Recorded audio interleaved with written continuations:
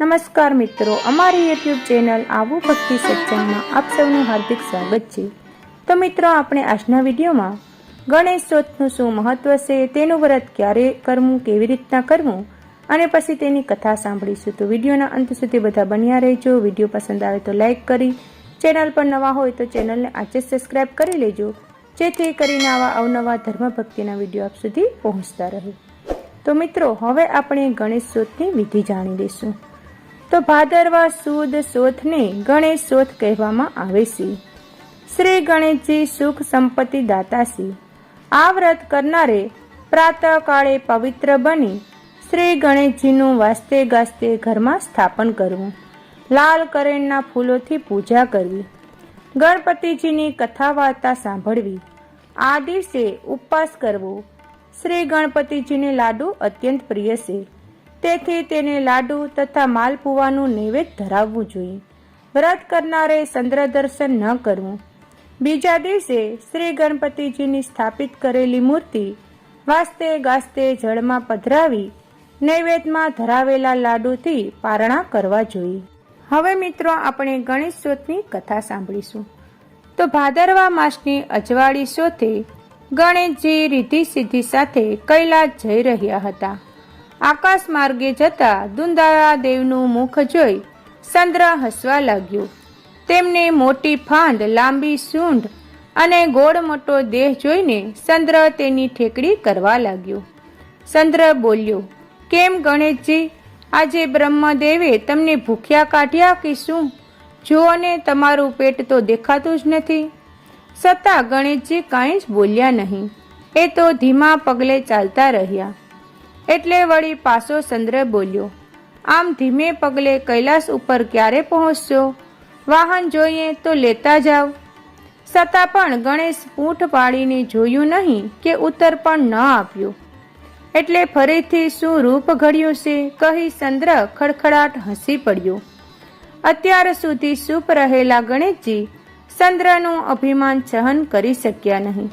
તેઓ ચંદ્ર ઉપર ખૂબ જ ગુસ્સે થઈને શ્રાપ આપતા બોલ્યા, ચંદ્ર, તને તારા રૂપનું ખૂબ જ અભિમાન છે।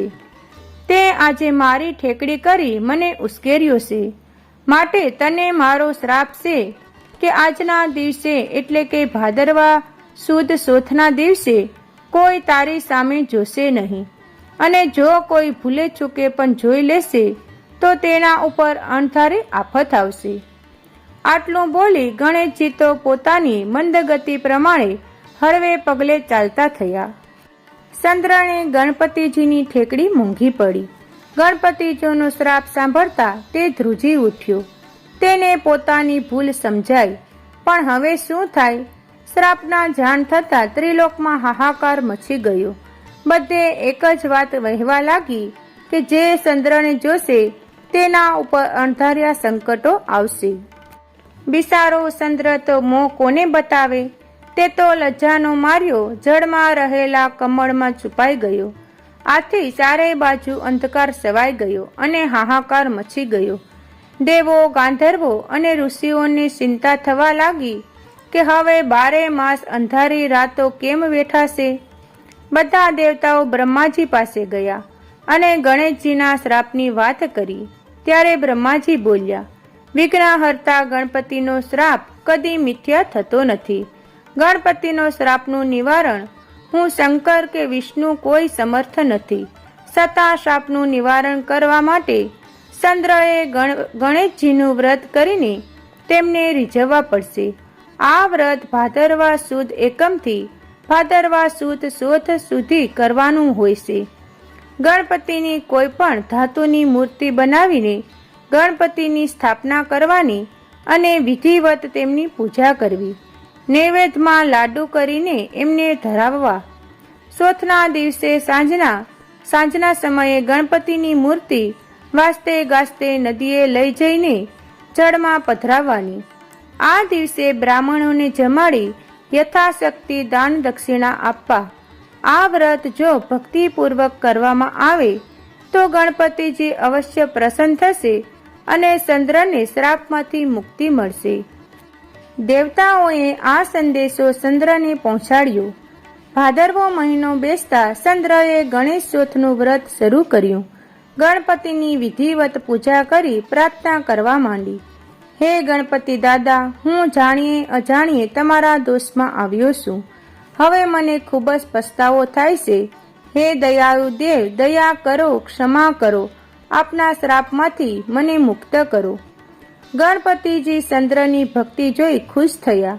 તેઓ ચંદ્રને દર્શન આપતા બોલ્યા, હે ચંદ્ર, તને આખરે તારી ભૂલ સમજાઈ ગઈ છે. તેથી મને ઘણો આનંદ થયો. મેં આપેલા શ્રાપમાંથી સંપૂર્ણ મુક્તિ તો તને નહીં મળે, પરંતુ તારા વ્રતના પ્રભાવે હું તારા શ્રાપ જરા હળવો બનાવું છું.